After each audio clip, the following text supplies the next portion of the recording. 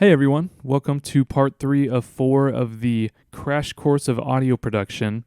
And today I'm going to be giving an overview of what the mixing process looks like. So basically, I'm just going to be talking through a mix that I have finished. This is one of my music projects I made, and I'm going to talk you through the mixing process I like to do, how I like to structure it, and just give you a broad understanding of what the mixing process is and what it looks like. So before I even begin the actual mixing process, one thing I do for sure, one thing I want to check off my list is to make sure that every channel is both labeled and color coded. And most of the time I'll do this while I'm producing the project, while I'm adding the instrumentals and recording and all of that. However, if I am in the mixing stage and I haven't done that, or there's maybe a couple that I forgot about, I'll make sure to go through, double check that, and do that before I start anything. This may seem like a very non-important thing to do, and I get it because I didn't always do this. And in fact, it wasn't until I watched an interview with Chris Lord-Alge, who is a famous mixing engineer, and he at some point talked about whenever he's collaborating with another mixing engineer and they send over their tracks, and it's just he gets a bunch of unlabeled and disorganized tracks that he doesn't know what is what. He said something along the lines of, "That's when I know I'm dealing with an amateur." And that was something that really convicted me, and I definitely started putting it into practice after that. And I can definitely see the benefits and the improvements of my mixing process ever since, because comparatively, if you just had all of these channels, they were the same color, and not only the same color, but they weren't labeled. They were just like channel 1, channel 2. Well, I don't remember where I put what. And so by having like a certain structure and having a name for each thing, and not only a name but having a specific color for instruments, psychologically it just it helps your brain make sense of everything, to make faster decisions, because over time, if you label things and continually use the same color for the same things, you're just going to associate those colors with what you're looking for. So, at this point, I've been doing it a while, so I know whenever I see red, that means drums. Whenever I see green, that means vocals. Whenever I see purple, that usually means a synthy kind of sound. Orange is guitars. So anyway, it doesn't really matter what colors you're using. That's all arbitrary. You decide that. But the important thing is that you're using labeling and color coding in a consistent way, so that over time you just associate certain colors with certain instruments or certain elements, and it's just going to allow you to identify what's what faster and make quicker decisions in your mixing process. But with all that said, let's get into the actual mixing process. So the very first thing I do when I have all of my tracks ready is I do a static mix, which is essentially doing nothing more than adjusting the volume faders. And that's it. So typically, I will go through and select all of my channels, and I'll bring them, usually, obviously this is mixed already, but if it wasn't, all these faders would be at the 0 mark. And so I just select all of them, bring them all the way down, so I'm not hearing anything. And this isn't necessarily something you have to do. This is just something I started to do. I've heard of other people doing this. And for me, it definitely makes things less overwhelming. Sometimes when you just hear a clutter of things and you're trying to balance it out, sometimes that could just get too overwhelming, especially if you have a lot of tracks. So I just like to take it step by step, adjust each track as I go along, and I'm just going to go ahead and undo this really quick.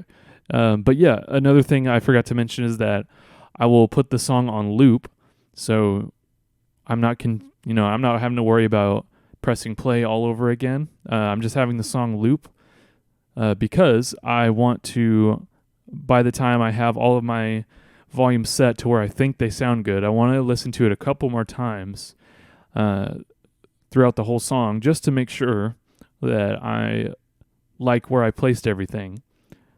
And if I don't, I'll go through and find what I'm looking for and do a quick adjustment. And that's pretty much all I'm doing in the static mix process. The only other thing I do in this process is make some panning decisions if I want to, like I did here. But usually I do that after setting the initial volumes of each track, because really when it comes down to it, that's the most crucial part of the mixing process. And it is only after this step that I begin to worry about adding effects to all of my different channels. And I realized that I actually forgot something in the second video. I forgot to go over something within DAWs, and I'm sorry, I'm not perfect, so I'll just go over it now. You have these things called send and return tracks. So I have a couple return tracks here. And in this one, I have a reverb effect. I have a H-verb on here. So this is return track A, and we go back to my sends. This is A. So that means anytime I adjust this A knob to a given track, that means it's going to send it to this return, and whatever is on here, it's going to add that element to the channel. So, this is a reverb effect. So I wouldn't put that in the kick probably. That was just a visual example, but I have the reverb in my vocals, the synth track here, and a couple other things. So just wanted to go over that really quick because I realized I forgot that. Sorry about that. But yes, after the static mix, this is where I would begin to add my effects like EQ, compression, and reverb through the sends and all that, delays. And I remember I told you about this important thing called balancing out the audio spectrum, and this is done through EQ. And so I just wanted to give you a visual example of that really quick. So right here, I have one of my bass tracks. I have quite a few in this particular song, but this is one of them. And let me just expand this view really quick. So in this area, as you can see, which is, if we look down here, 62 hertz, in this area, I added subtractive EQ, meaning I took out this frequency. Not all the way, but a good amount.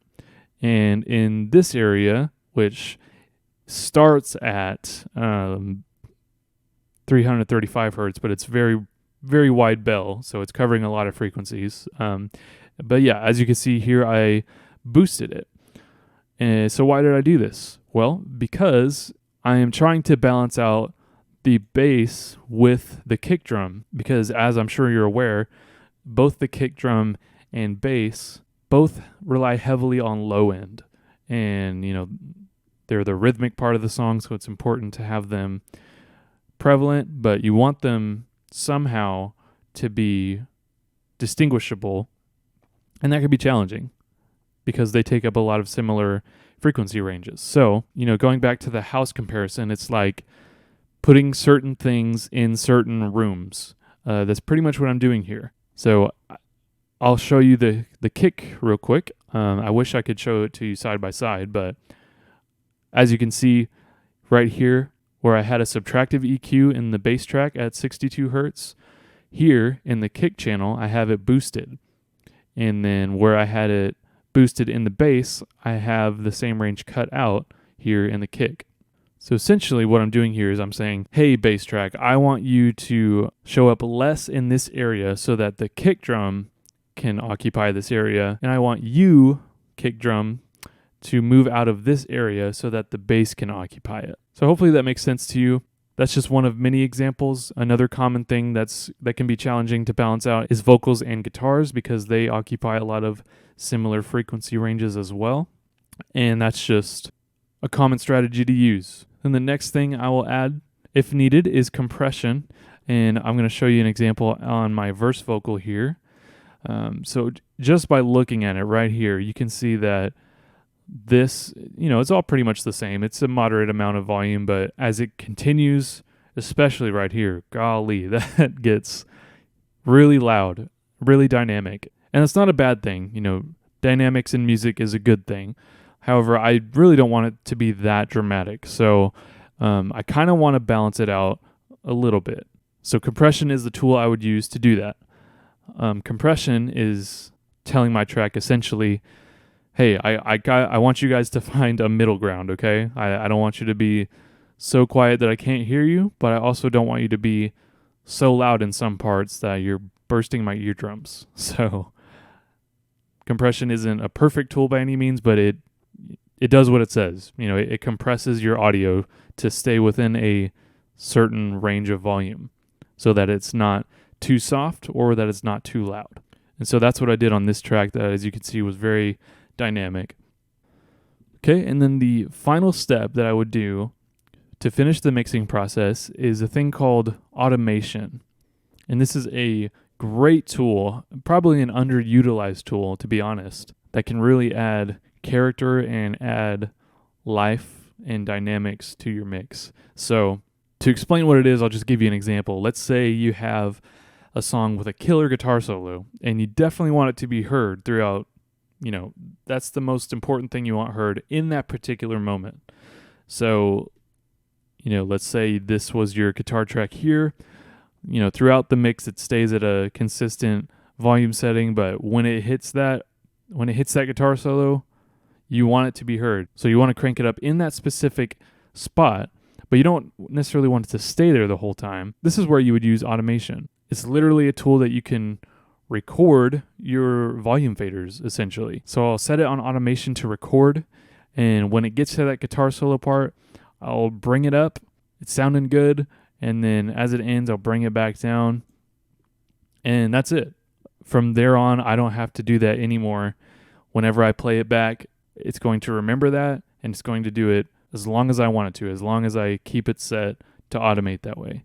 And so I'll give you an example of a time I used automation in this song. I used a filter sweep in this song, and so I used some volume automation on it. So let's take a listen.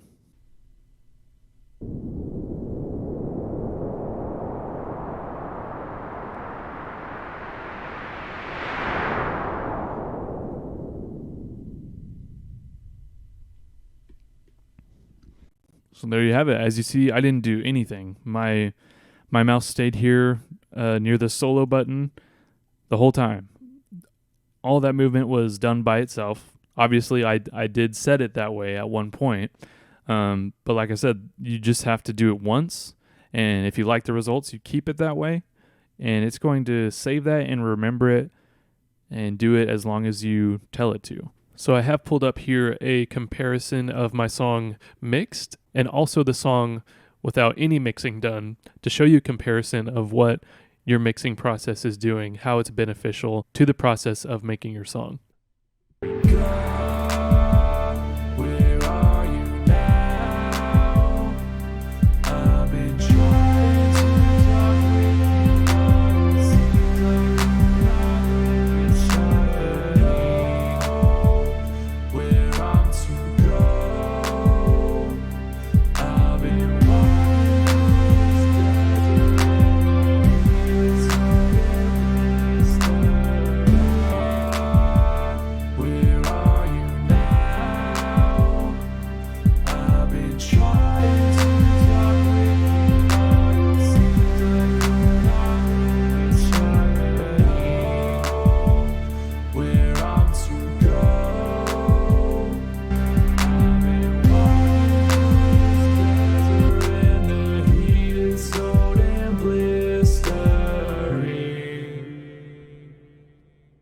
So that's the lesson for today, but if you're interested in getting started in your music production as soon as possible, or if you're looking for audio gear recommendations and you have a budget to stick to, I want to give you a free gift. On my website, prodigycreationsnow.com, I have a free ebook for you called The Simple Guide to Recording Music Now in 5 Steps or Less. And this ebook complements the series really well because in these videos I'm giving you the fundamental audio concepts you need to understand when getting started, and this free ebook is going to give you a list of the essential tools you will need in order to make your recordings happen. And as an added bonus, I also have different audio gear recommendations based on your budget, anywhere from $50 to $1,500. So visit prodigycreationsnow.com today to claim your free ebook. There will be a button that says Get the Free Guide, and all you have to do is enter in your email address, and within minutes, you will be sent a copy of your free ebook. Thank you guys so much for watching this. Only one more video to go, and you're going to be official Crash Course Audio Production graduates. Congratulations. So with that, this is CJ with Prodigy Creations. Thank you again, and I will see you in the next and final lesson.